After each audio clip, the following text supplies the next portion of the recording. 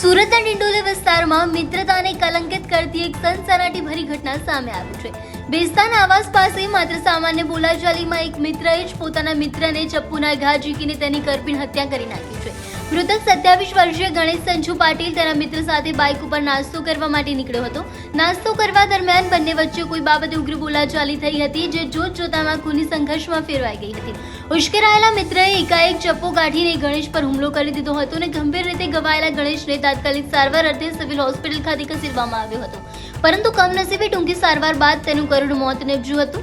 મૃતક ગણેશ તેના પરિવારનો એકનો એક પુત્ર હોવાનું સામે આવ્યું છે, જેના નિધનથી પરિવાર પર આફ ફાટી પડ્યું છે। શોકાતુર પરિવારે હત્યારા મિત્ર વિરુદ્ધ કડક પગલાં લેવાની માંગ કરી છે। ઘટનાની જાણ થતાં જ ડિંડોલી પોલીસે હત્યાનો ગુનો નોંધીને ગણતરીના કલાકોમાં જ હત્યારા મિત્રની ધરપકડ કરીને તેને જેલના સળિયા પાછળ ધકેલી દીધો છે। આ ઘટનાને પગલે સમગ્ર ડિંડોલી પંથકમાં અરેરાટી વ્યાપી ગઈ છે। મારા ભાઈ આ તાવ થયેલું છે, મને ન્યાય જોઈતો છે।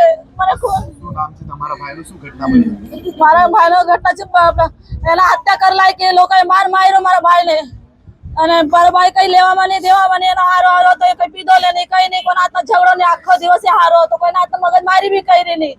11 વાગે ઘરે આવતો હતો, એને ભૂખ લાગી તો આમલેટની લાડી પર ઉભો રહ્યો, અને ત્યાં આમલેટની લાડી વાળા એના દોસ્તાર જ હતા।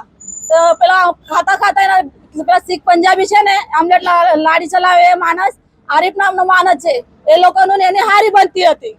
તો એ છે ને બાઇક પર બેહાડીને મારા ભાઈને લઈ ગયો મીઠી વાત કરીને, અને તો આવું કર્યું આ લોકોએ। તો આમલેટ વાળા લાડી વાળાને બધું ખબર છે આ કેવી રીતે થયું, કેવી રીતે અમને ન્યાય જોઈતો છે। કોણ છે મારનાર? શું કારણ છે?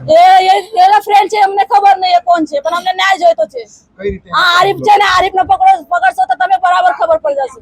ચાકુથી માર્યું છે। મારનાર વ્યક્તિ કોણ હતો? એ શીખા કે છે, એવું કે છે।